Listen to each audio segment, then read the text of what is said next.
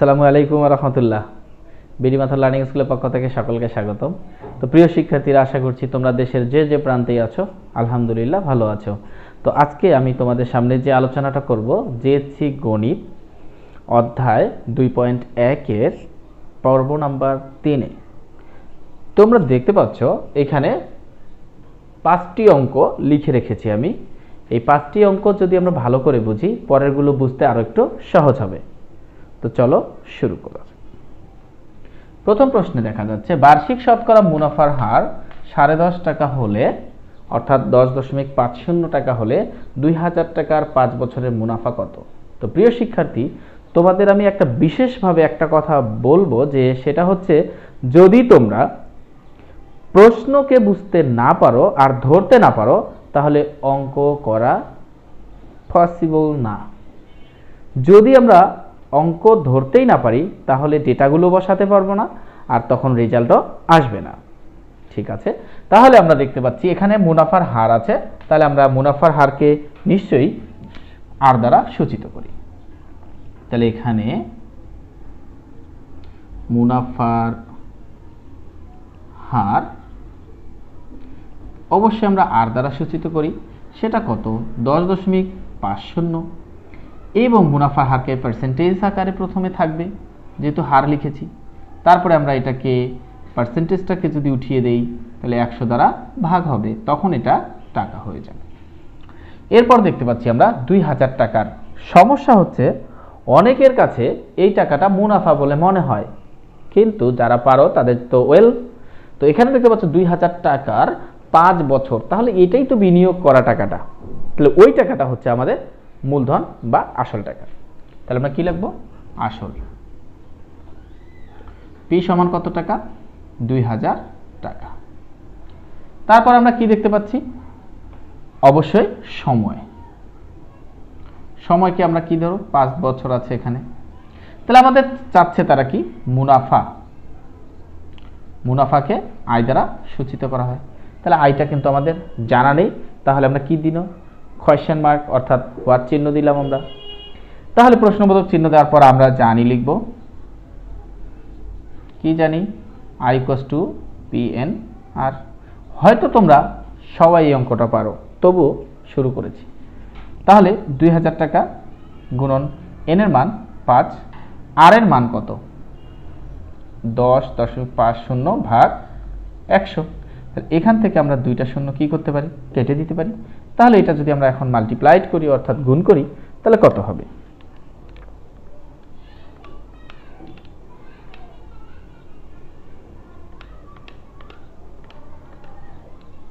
1050 টাকা। তাহলে 1050 টাকা। তাহলে আমরা বলতে পারি উত্তর উত্তর কি চাচ্ছে তারা? মুনাফা। তাহলে মুনাফা 1050 টাকা। পরের প্রশ্ন দেখো কি বলতেছে এখানে, বার্ষিক মুনাফা শতকরা 10 টাকা থেকে কমে 8 টাকা হলো। তাহলে আমাদের এখানে খেয়াল করো, মুনাফার হার কিন্তু কমে গেছে। তাহলে মুনাফার হার কমে গেছে, তাহলে আমরা কি লিখবো এখানে? মুনাফার হার কমে গেছে। কত কমে গেছে? 10% থেকে 8%। সেখান থেকে আমরা কত পাচ্ছি? 2%। 2%কে আমরা কি লিখবো? 2/100 টাকা। পি এর মান কত দেওয়া আছে? 3000 টাকা। তাহলে আমরা পি এর জায়গায় কত লিখলাম? 3000 টাকা। এন এর মান কত আছে? 3 বছর আছে। তাহলে আমার কাছে আবারও কি চাচ্ছে? মুনাফা কত কমে গেছে। তাহলে এটাও আমরা কি বলতে পারি?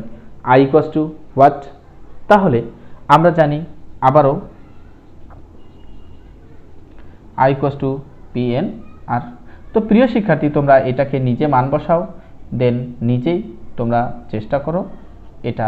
আর এই তো তোমরা নিজেই এটা গুণ করে দিয়েই অ্যান্সারটা তোমরা পেয়ে যাবে।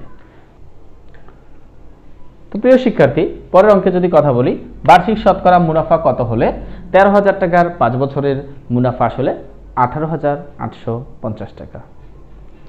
তাহলে আমাদের এখানে কি কি পয়েন্টগুলো দেওয়া আছে আমরা দেখতে পাচ্ছি। মুনাফাটাই আমাদের কাছে বার্ষিক হিসাবে যখন চাইবে, তখন আমাদের মনে রাখতে হবে যে আমরা অবশ্যই এখানে মুনাফার হারকে ইন্টিগ্রেট করছি, কারণ বলছে বার্ষিক মুনাফা শতকরা কত হলে। তো এখানে দেখো বার্ষিক মুনাফা শতকরা মানটা দেয়া ছিল, তার তখন আমরা কি পার্সেন্টেজে লিখেছিলাম। তার মানে কি সেখানে আমরা অবশ্যই দেখেছি যে পার্সেন্টেজ আকারে ছিল সেটা হারটা ছিল, তাহলে এখানে আমাদের তাই চাচ্ছে, হার চাচ্ছে তারা। তাহলে এখানে 13,000 টাকার 5 বছরের মুনাফা আসলে 8,850 টাকা। তো এটা হচ্ছে মুনাফা আসল, এটা হচ্ছে আসল, দেন এটা বছর আর সময়। তাহলে আমাদের কি অনুপস্থিত? অবশ্যই আমরা বলতে পারি মুনাফার হার। তাহলে আমরা এখানে কি কি পয়েন্ট পাচ্ছি? তাহলে আমরা লিখে নিই যে প্রথমে আমরা আসল পেলাম, আসলকে আমরা কি পি দ্বারা সূচিত করি, 13,000 টাকা আমরা পেলাম। তারপর সময় যদি আমরা চিন্তা করি, এন পেলাম, এনে কত পেয়েছি? 5 বছর পেয়েছি। দেন মুনাফা আসল, তাহলে আমরা মুনাফা আসলটাও লিখে ফেলব। মুনাফা আসলকে কি দ্বারা সূচিত করা হয়? অবশ্যই এ দ্বারা সূচিত করা হয়। তাহলে এর মান কত? 18,850 টাকা। দেন আমরা দেখো এইখানে যদি এই আসল আর এই আসলকে ক্যান্সেল করতে পারো তুমি, তাহলে কি পাবে? মুনাফা। তাহলে আমরা এখানে সুতরাং দিব কথাটা, অবশ্যই সুতরাং কথাটা প্রযোজ্য এখানে। তাহলে i = a - p, এটা কিন্তু আমরা অবশ্যই দেখো এই ভিডিওর ডেসক্রিপশন বক্সে ভিডিও লিঙ্ক তোমাদের দেওয়া আছে, যেটা ফর্মুলা নিয়ে বিস্তারিত পার্ট 1 এ কথা বলা হয়েছে।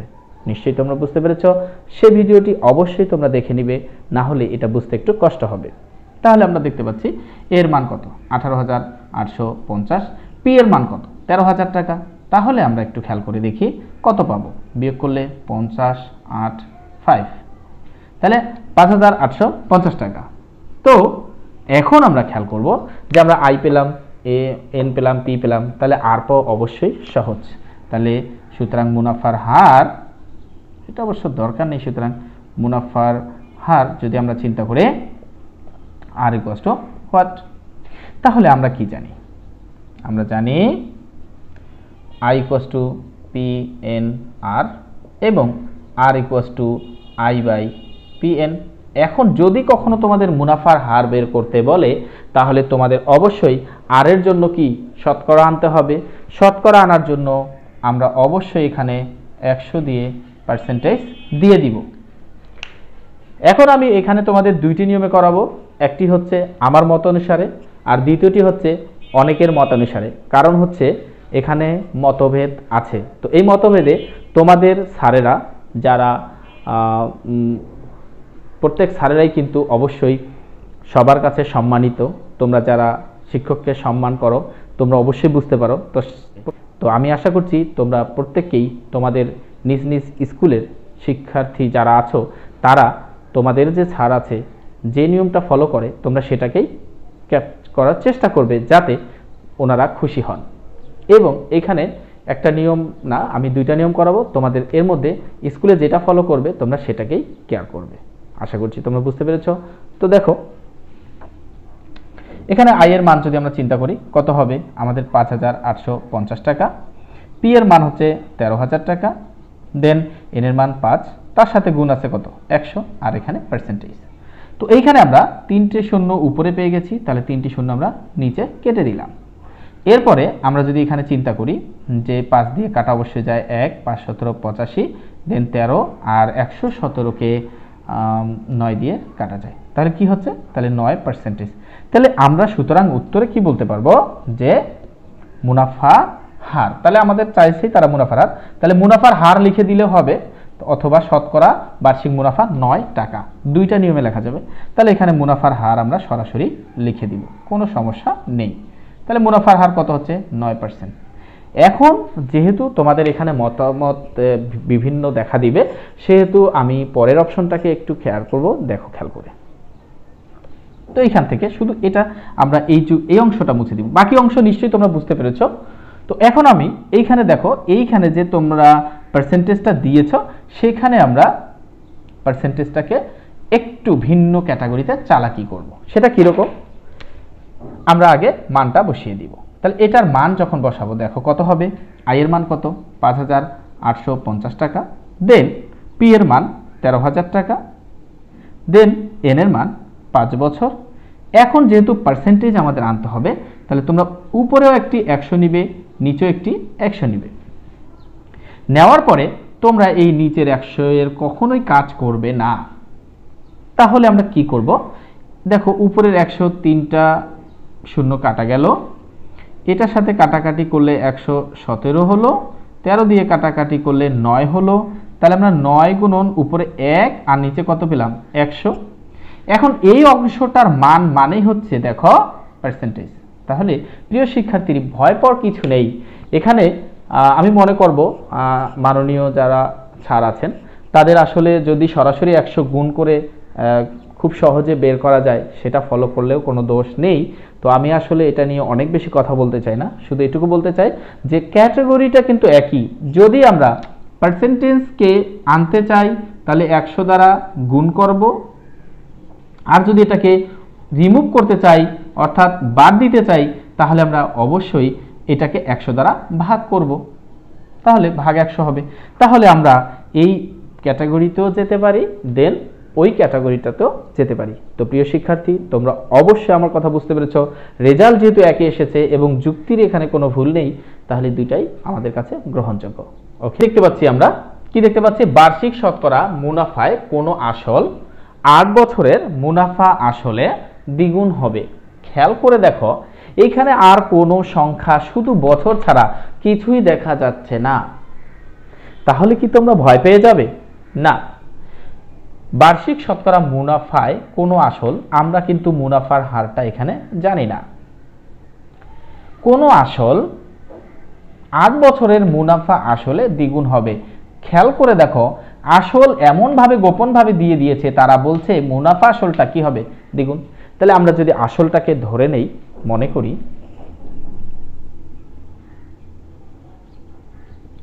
আসল পি সমান আমরা ক টাকা ধরে নিলাম, তাহলে সুতরাং কি মুনাফা আসল কত হবে? নিশ্চয়ই তোমরা বুঝতে পেরেছো যে স্যার এখানে দ্বিগুণ বলা হয়েছে, মুনাফা আসলকে এ দ্বারা সূচিত করা হয়, তাহলে কি হবে 2 ক টাকা হবে। তো দেখো আমি আগেও বলেছি আসল আসল বাদ দিলে কি থাকে মুনাফা, সুতরাং আমরা এখান থেকে কি পেয়ে যেতে পারি মুনাফা আই সমান আমরা বলতে পারি 2 ক বিয়োগ ক, তাহলে কত হবে নিশ্চয়ই ক টাকা। সময় আমাদের কাছে কি আছে n সমান 8 বছর। দেন আমাদের তাহলে এখন সমস্যাটা কোথায়? মুনাফার হার। মুনাফার হার আর ইকুয়ালস টু কি হোয়াট? তাহলে আগের নিয়মটা একটু খেয়াল করে দেখো যে আমরা জানি কি জানি i equals to pn r, তাহলে r ইকুয়ালস টু কি হবে i বাই pn ইন্টু 100%। দেন আমরা i এর মান কত জানি ক, p এর মান কিন্তু ক, n এর মান 8 আর এখানে 100, তাহলে ক ক কেটে যাচ্ছে। এটা দিয়ে যদি আমরা এটাকে ভাগ করি তাহলে কত পাবো? তোমাদের যদি যারা তোমরা না পারো তাহলে ক্যালকুলেটরে করে নিবে। তাহলে এখানে কত আসবে আমরা যদি একটু ক্যালকুলেটর চেক করে দেখি, 100 ডিভাইড বাই 8 ইকুয়ালস টু 12.5, তার মানে 12.5। তাহলে 12.5। তো দেখো যদি দশমিকের পরে কখনো এক অঙ্ক পাও তোমরা অবশ্যই অবশ্যই একটি শূন্য দিয়ে দিবে, দিলে খুব ভালো হয়। ও সরি, এখানে পার্সেন্টেজ হবে। তাহলে আমরা উত্তরটা অবশ্যই কি পেয়ে গেছি মুনাফার হার 12.50%। এই তো প্রিয় শিক্ষার্থী, পরের অঙ্কে আমরা চলে যাব। ওকে প্রিয় শিক্ষার্থী, পরে 8 নম্বর অঙ্কের দিকে যদি আমরা একটু তাকাই, 6500 টাকা হার মুনাফায়, কিন্তু মুনাফার হার যে কত তারা কিন্তু সেটা বলে দেয়নি। 6500 টাকা হার মুনাফায় 4 বছরের মুনাফা আসলে এত টাকা হলো, তাহলে এটা কি মুনাফা নাকি মূলধন? অবশ্যই এটা মূলধন।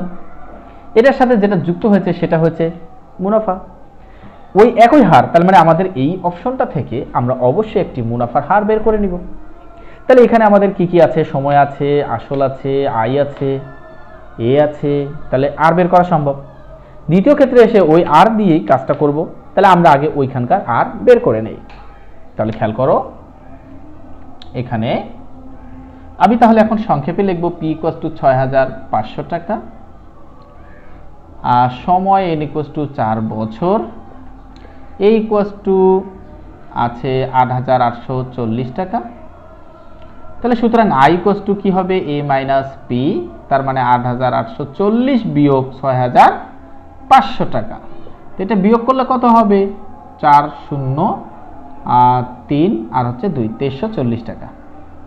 ওকে, এখন আমাদের এখান থেকে আমরা কি চাচ্ছি, আর ইকুয়ালস টু হোয়াট। তাহলে আমরা কি জানি,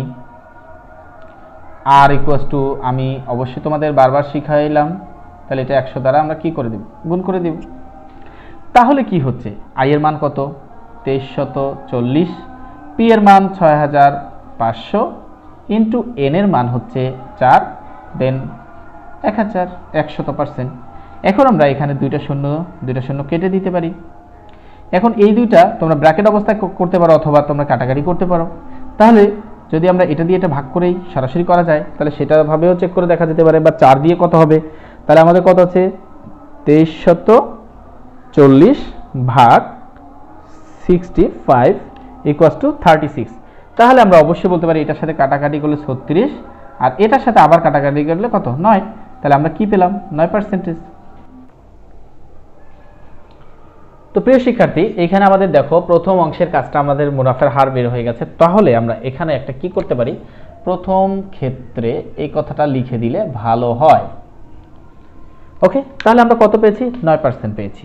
এখন আমরা এটাকে লিখব দ্বিতীয় ক্ষেত্রে। কি লিখব, দ্বিতীয় ক্ষেত্রে।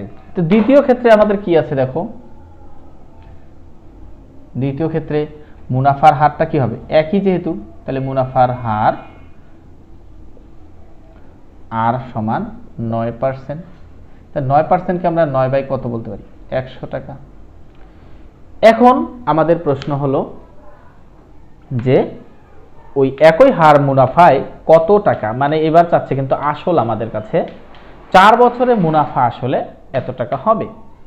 তাহলে এটা কি, মুনাফা আসল দেওয়া আছে, তাহলে আমরা কি লিখতে পারি, এন, তোমরা এটা সময় লিখে নিবা, এন হচ্ছে 4 বছর। আর কি আছে, এ আছে, এ কত আছে আমাদের কাছে, 10,200 টাকা। তাহলে এখন আমাদের এখান থেকে কি বের করা দরকার, সেটা হচ্ছে একই হার মুনাফায় 4 বছরের মুনাফা আসলে এত টাকা হয়। এখন আমাদের এখানে কি নাই, অবশ্যই পি নাই। তাহলে পি ইকুয়ালস টু আমরা কি বলতে, আমরা জানি, বা আবার তোমরা এখানে আবার কথাটা দিতে পারো, অথবা আমরা জানি, কি জানি যে এ ইকুয়ালস টু কি, পি ইন্টু 1 প্লাস আর এন।